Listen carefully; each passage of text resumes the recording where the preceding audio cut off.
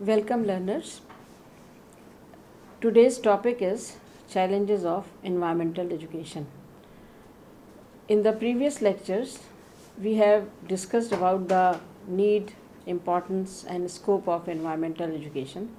Now, as we want to implement it in the school system or in any system of education, we face various challenges in India also and in abroad also. But since we are concerned more with our country, so my today's discussion with respect to challenges of environmental education will be in Indian context. So in the context of Indian education system, we are discussing the challenges of environmental education.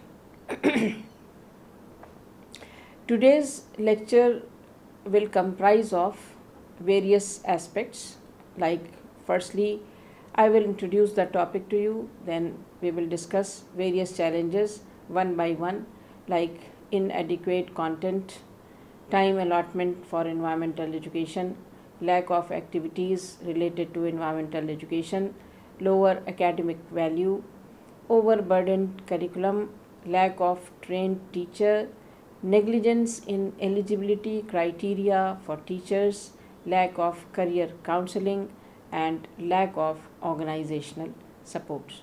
So these are various challenges. So let us start one by one.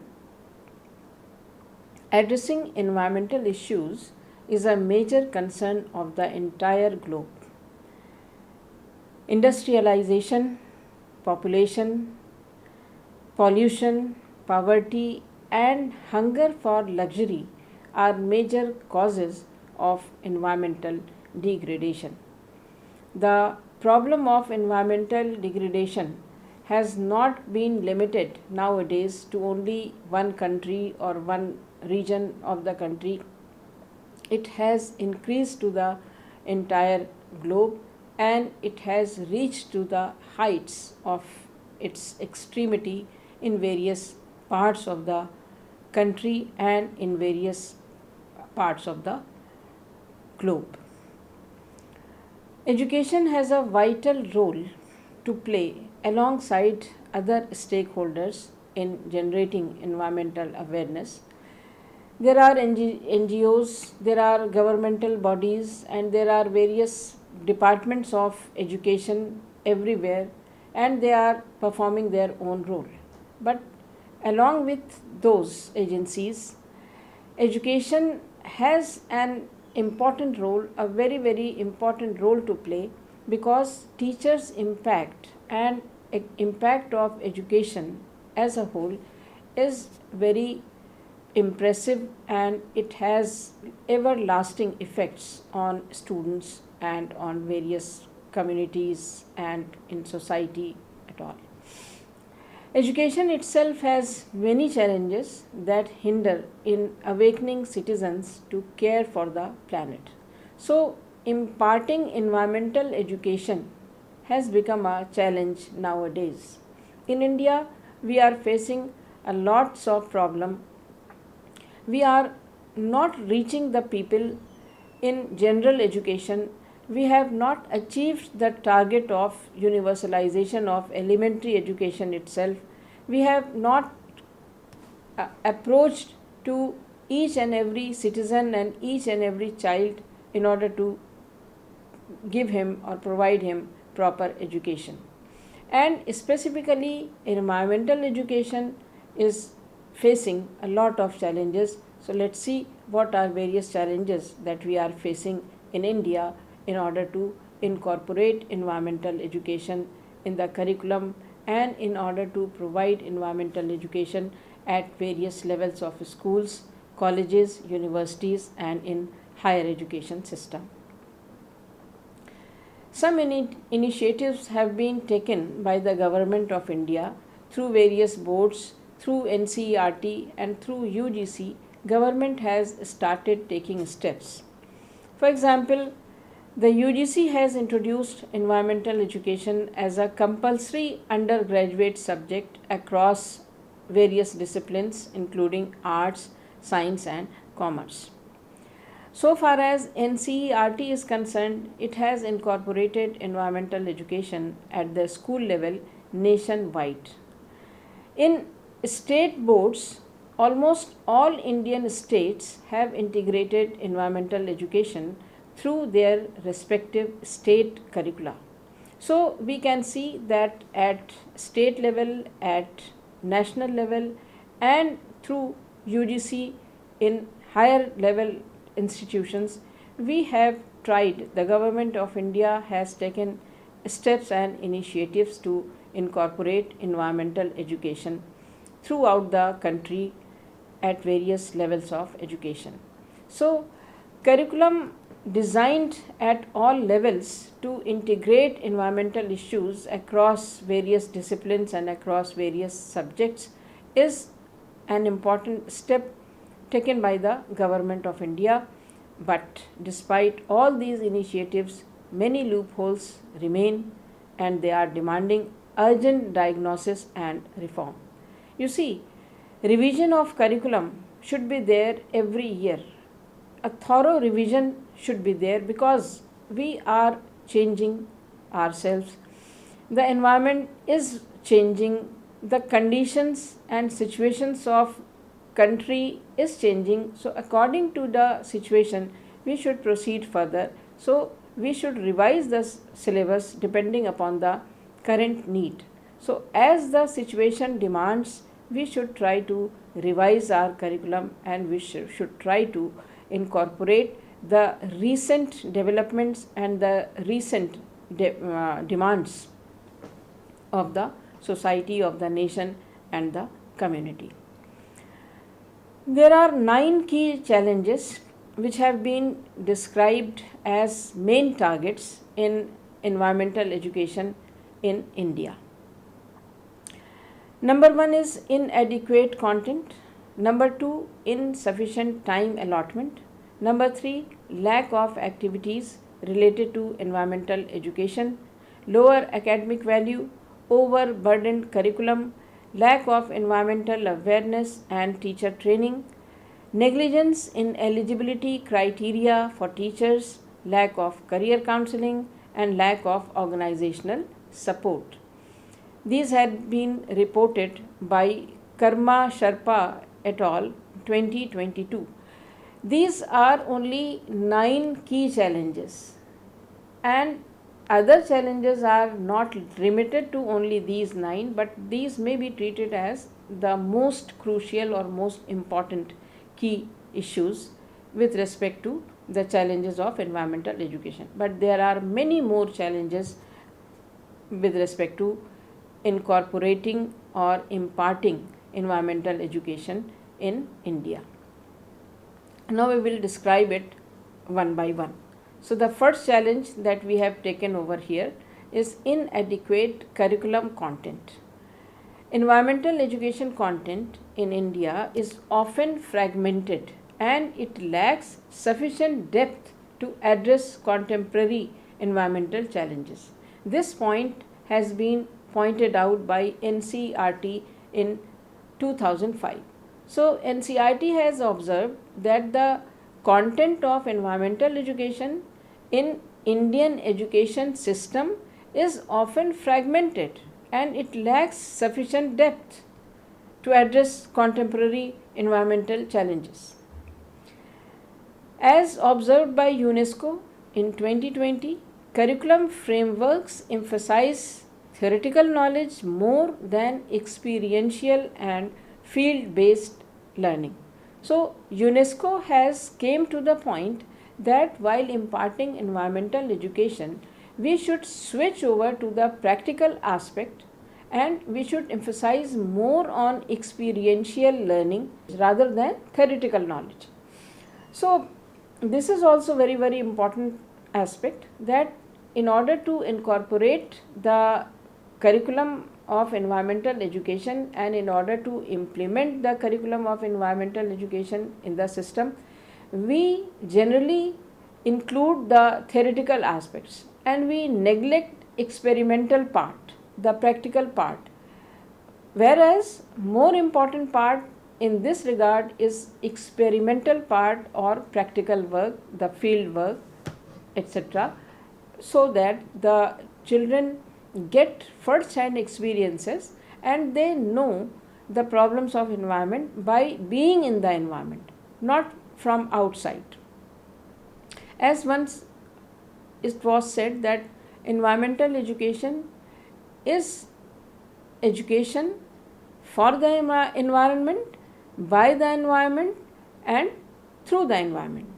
So it is for the environment, for taking care of the environment. It should be by the people, that is first hand experience should be provided to them, and it should be through the environment, that is by being in the environment.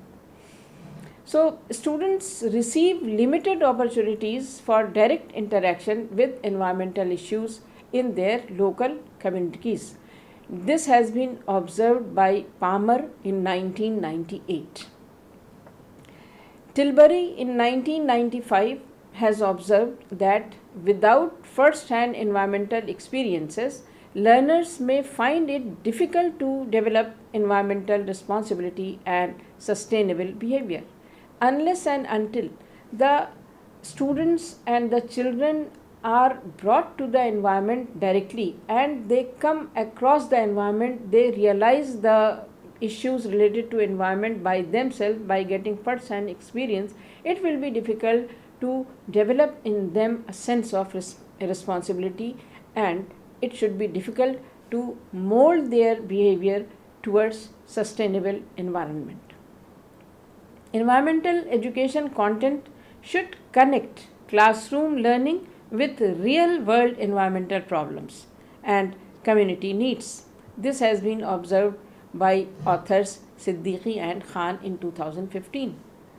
So, most of the educationists and environmentalists are realizing, and they have coined the point, they have brought into our knowledge that environmental education is being imparted not by being in the environment, rather from being outside the environment. So this gap of personal experience and getting knowledge should be bridged up. Learners need practical skills, critical thinking and lifelong learning competencies to address environmental challenges effectively. This has been observed by UNESCO in 2017. The environmentally responsive curriculum should be practical in nature. It should not just be exam oriented and based on theory recitation, that the students have to recite some theoretical aspects and they pass out examination. It should be more practical rather than theoretical. Second thing is that it should be responsibility oriented and it should promote care for the natural environment. It should be awareness based, highlighting human actions causing environmental degradation. First hand experience should be there, so the curriculum should be first hand experience driven, fostering genuine environmental sensitivity. It should be action oriented, encouraging learners to take meaningful environmental initiatives. The children should be taken to the fields. They should be taken to the practical environment, the vicinity where they live, so that they can assess what are the problems in their vicinity and how can they overcome those environmental problems which are there in their vicinity. So it should be action oriented. It should be experiential rather than purely academic or classroom based instruction. Challenge number 2, insufficient time allotment. You see, generally in our country 1 to 2 periods per week are allotted for environmental education. Only 1 to 2 periods per week.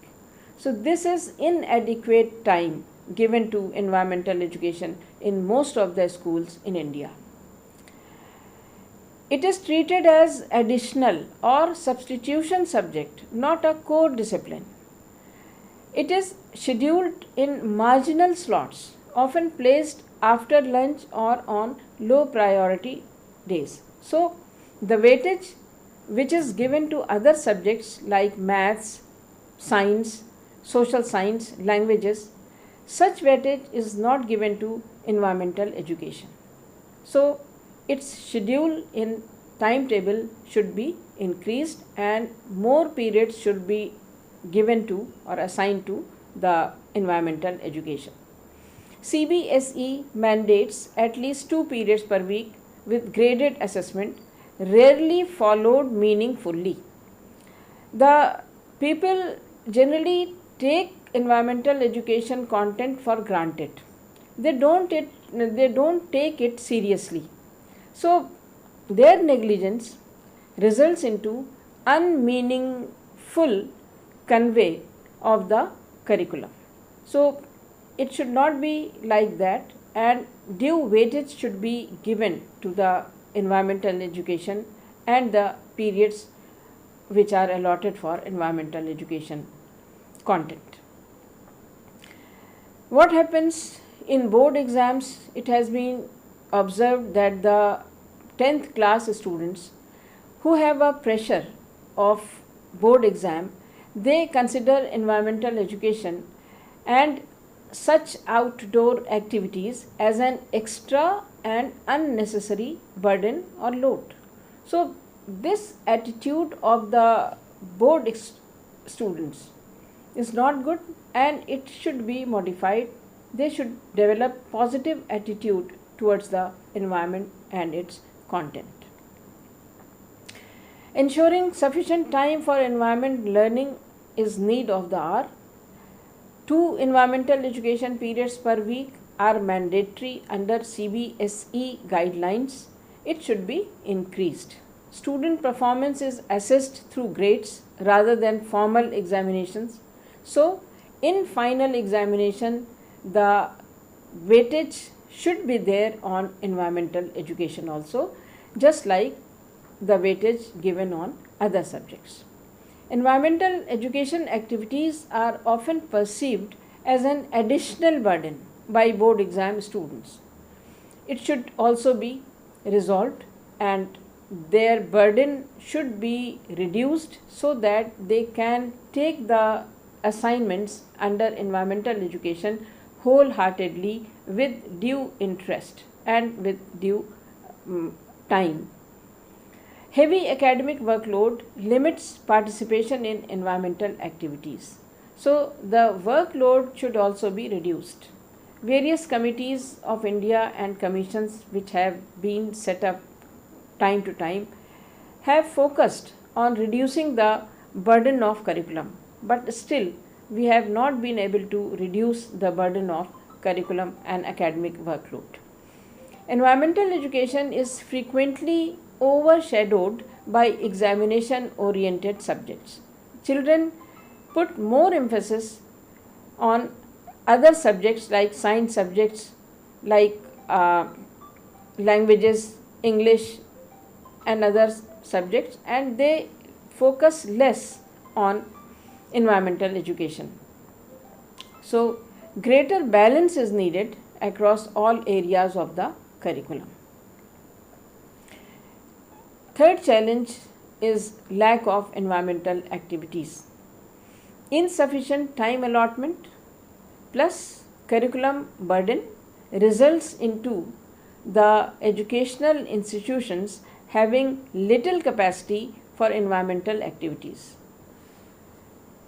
Activities are limited to plantation drives only or community cleanliness and typically only once a year. Generally, on the World's Environment Day, that is 5th June, people used to plant trees and a plantation drive is organized in the schools and in other institutions just to celebrate World Environment Day on 9th June. And in such a hot season, they plant trees which most of the time is not successful. Plants don't grow in such a hot weather. So the tree plantation should be reserved for rainy seasons in the month of July, August, and in while celebrating World Environment Day, we should incorporate some other activities like the problems of garbage disposal, the problems of water logging, and the problems which are there in the community. So many other programs, symposium, discussions, play, drama, and this gully nukkad type of activities, campaign programs, these programs should be incorporated rather than only planting trees on 5th June. Environmental awareness activities rarely include awareness campaigns or community work. Except on these days, no opportunity is given to learners to sense environmental issues and address them. So, rich, impactful alternatives remain entirely unexplored in most Indian schools and colleges. This is a very severe challenge this is a severe challenge in front of the implementation of environmental education programs in India. Lack of environmental activities include the field visits, the slogan writing, poster making competitions, debates and discussions, awareness rallies, symposiums. So there is a need of incorporating field visits in the co-curricular activities of schools. Limited opportunities are there to connect with real world environments and real world issues. Creative engagement and awareness efforts are rarely encouraged or practiced. So, if slogan writing activities are encouraged in schools, students will learn more about environment, more about environmental issues. Similarly, poster making competitions should be there. Visual expression and environmental messaging are not given adequate importance. So there is a need of such messages which are spread in the community through our institutions, through our children. Debates and discussions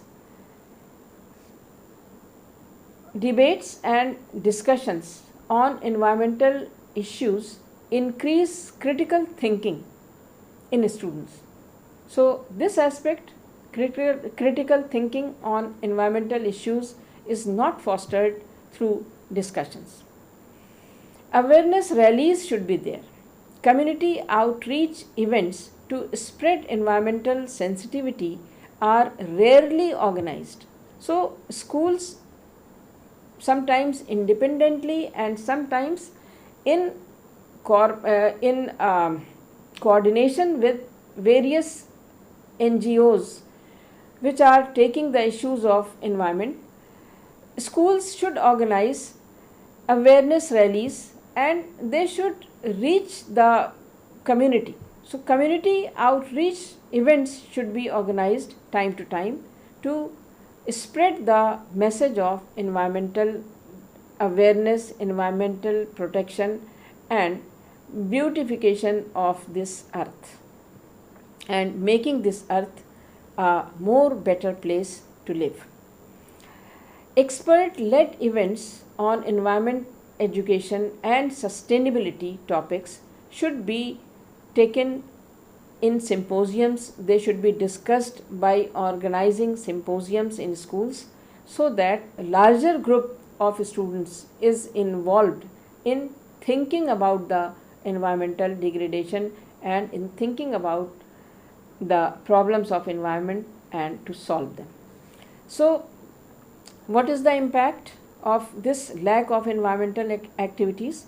Students miss out on experiential learning, they miss out the real world exposure and the development of environmental values and responsible citizenship. So this is a very, very important aspect, lack of environmental activities, and schools and other stakeholders should think over it, and they should try to increase the environmental activities so that we in real sense are able to address the environmental issues and to make practice upon them and to involve environmental related aspects and activities in the curriculum and in our life. Next challenge that we are facing is lower academic value of environmental education.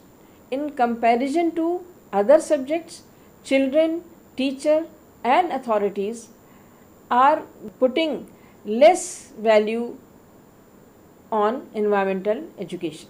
So environmental education as a subject or as a discipline is widely considered to be of less academic value.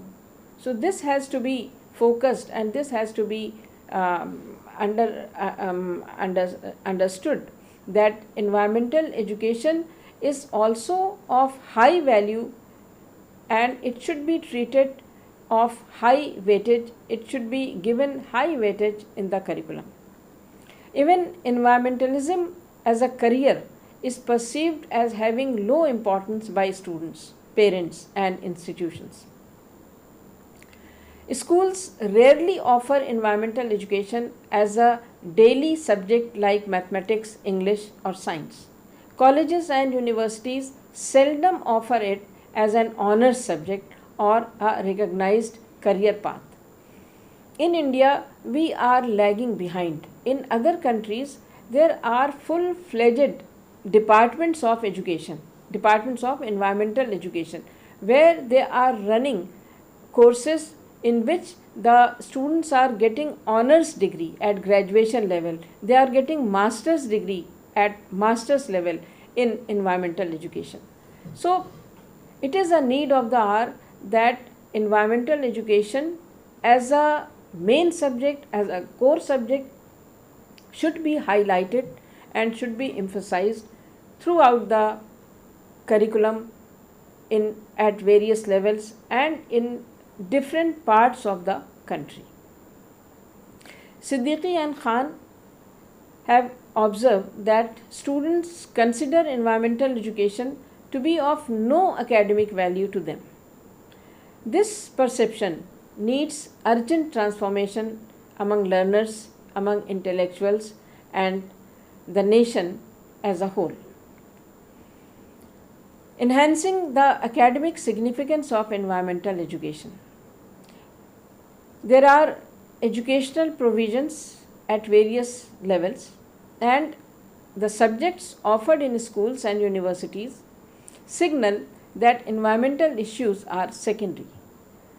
Children and teachers, they take environmental education as a secondary subject. They put greater emphasis on other subjects of science, like they want the ambition of their children to become doctor, engineer. They don't want their children to become environmentalist. Though there are many jobs in the field of environment and in the field of environmental education.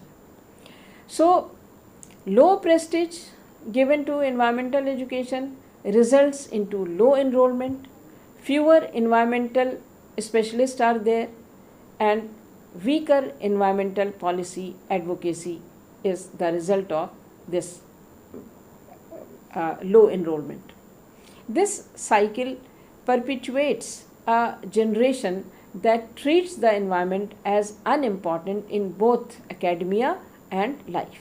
So when they will not emphasize environment and when they will not give due importance to the environment and its related activities, there will be a difficulty in perpetuating the generation and in making the generation more aware. I am taking just a break. This cycle perpetuates a generation that treats the environment as unimportant in both academia and life. National awareness must be raised about the importance of environmental education for future generations. It is the need of the hour and it should not be neglected anymore. The profile of environmental education must be urgently raised in curricula and institutional recognition systems. So, the core message over here is that if we want to treat the environment as if we treat the environment as unimportant in academia, we breed a generation that does the same in life. So, if we want to produce a generation which is environmentally aware, then we should think over this problem and we should give due weightage to the environment and its related issues. Challenge number 5, overburdened curriculum.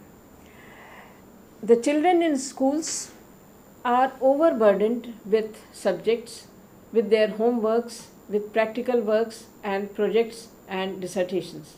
So, no time is left for environmental activities. Unless students learn about environmental issues, they cannot develop environmental solutions. Unless they are aware of solutions, there is no hope they will adopt a corrective lifestyle avoiding environmental degradation. Curriculum framers, therefore, must reduce overemphasized subjects and give more attention to environmental education. CBSE should include at least more than 2 periods per week, this should be cut. At least 2 periods per week are included with relation to environmental education, yet board students treat environmental education and outdoor activities as extra burden. The curriculum burden affects not only learners but also teachers and parents, causing widespread educational stress. There should be a balanced curriculum integration without overload. Environmental education consistently ranks at the bottom of the current subject hierarchy.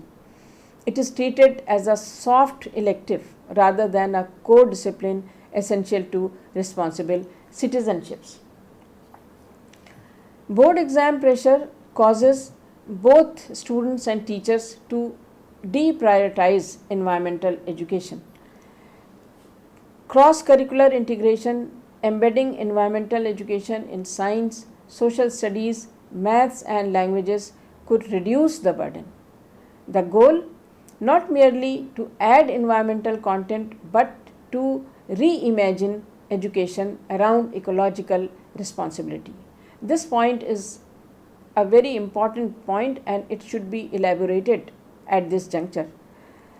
What should be the goal? Not to merely add environmental content but to reimagine education around ecological responsibility.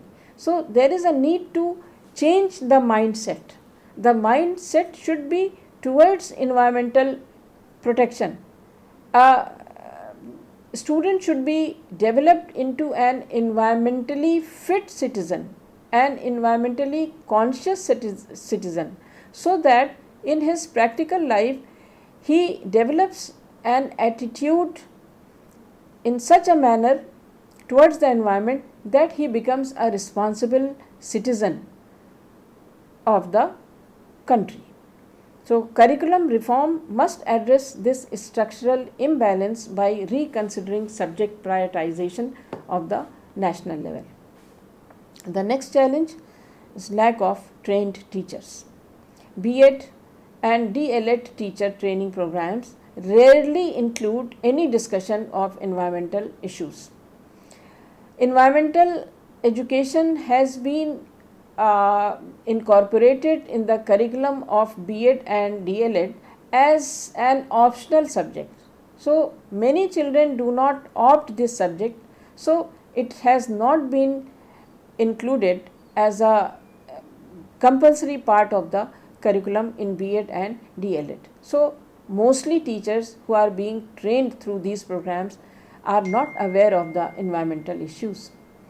Little or no preparation is given to trainees to instill environmental sensitivity in their future students. Training programs can include biological diversity, pollution control, waste management, and wildlife conservation. Field learning tools are critically important yet largely absent from teacher preparation curricula. So, only environmentally awakened and committed teachers can instill environmental responsibility in their learners. So, timely knowledge and experience on environmental issues must also be given to in-service teachers regularly.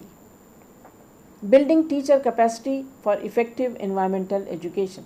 B.Ed and D.El.Ed syllabi must be revised to include dedicated module on environmental awareness and pedagogy.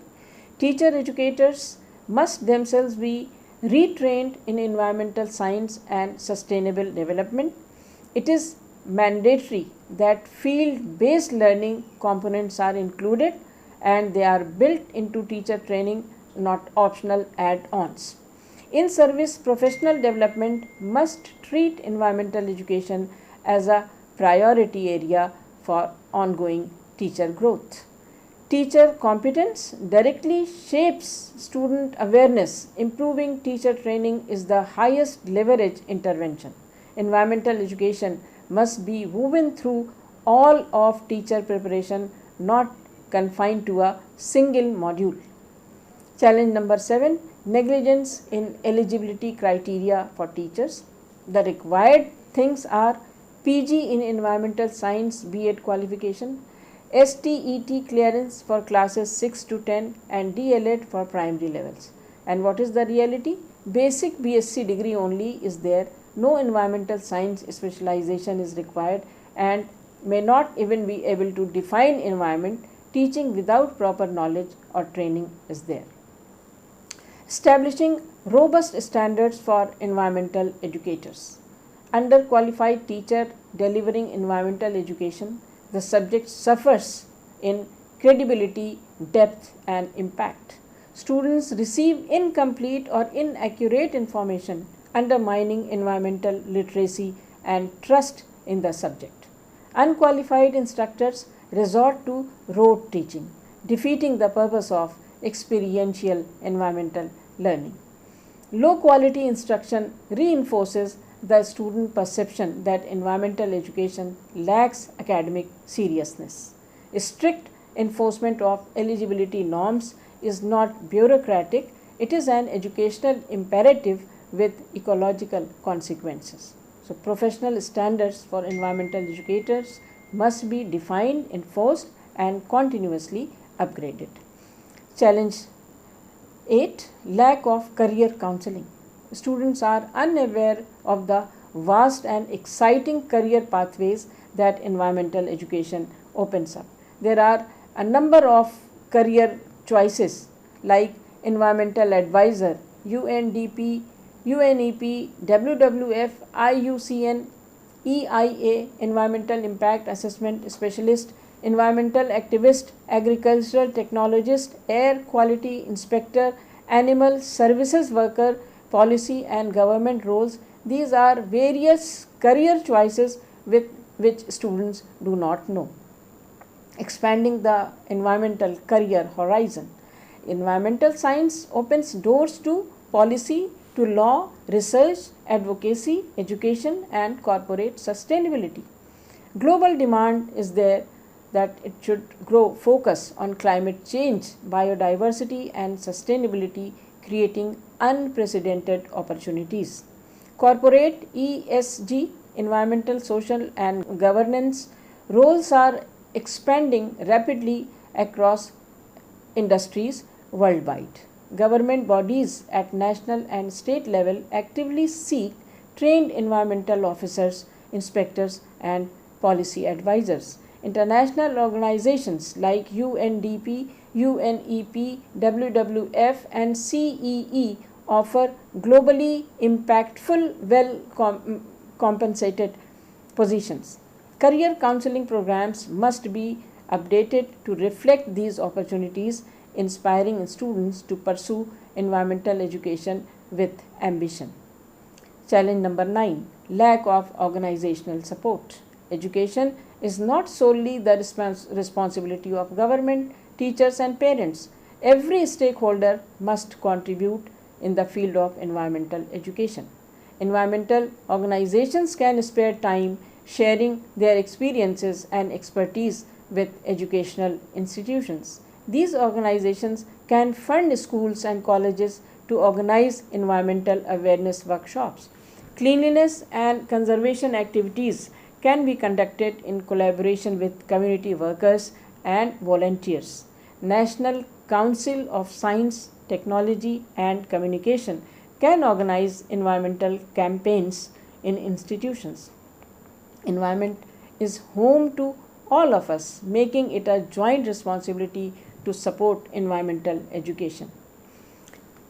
There is a GLOBE program. The GLOBE program and community engagement is also there, and it should be focused and should be thought about. GLOBE, Global Learning and Observations to benefit the environment. It provides learners opportunities to participate in data collection and scientific processes. Students contribute meaningfully to understanding Earth systems and the global environment. It bridges the gap between classroom learning and real world environmental monitoring. Community, corporate, and civil society partnerships can transform the reach of environmental education. Here is the summary of this lecture. Summary of challenges part 1. Content and time issues. Content lacks comprehensive and practical emphasis. No first-hand or field-based learning is integrated. Environmental education is taught only 1 to 2 times per week at the most. CBSE guidelines exist but not meaningfully implemented. Scheduled is marginal, low priority time slots. Activities and academic value. Activities limited to annual plantation drives only.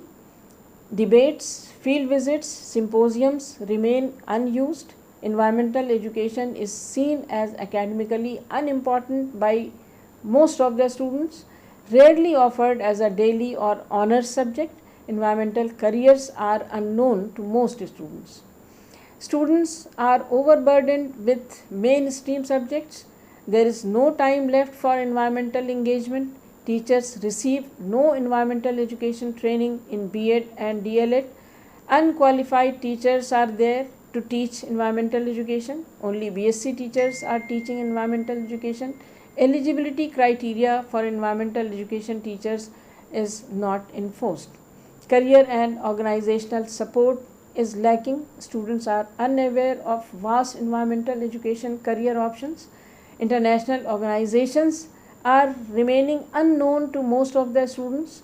Organizational support from NGOs and institutions is less. GLOBE and similar programs are not integrated in schools. Community collaboration for environmental education is rarely practiced. So the conclusion is, make the curriculum practical, fees-based and directly connected to real environment. Elevate the status of environmental education. Enforce eligibility. Strictly enforce proper eligibility criteria when recruiting environmental education teachers. More time per week should be allotted, and environmental education should be treated as a core subject, not an elective. Trained teachers should be mandatory. Environmental awareness and training modules should be there in all teacher education programs, and we should try to encourage NGOs, government bodies and international agencies to fund environmental workshops. There is no living without home and no life without environment. So eco-unfriendly human deeds lead to pollution, global warming, soil erosion and they must be immediately controlled. Education plays a vital role in sensitizing humans, but only if education itself is reformed first. 9 systematic challenges in content, time, activities, academic value, curriculum, training, eligibility, career, and support have been discussed. Immediate steps required are to improve content, increase time, integrate environmental education as a career, upgrade teacher preparation, and these are the abbreviations, the terms we have included in the lecture. CEE stands for Center for Environmental Education, IUCN International Union for Conservation of Nature, UNDP United Nations Development Programme, UNEP United Nations Environment Programme. WWF here is referred to World Wide Fund for Nature, known as World Wildlife Fund in the United States and Canada. These are the references. Thank you so much.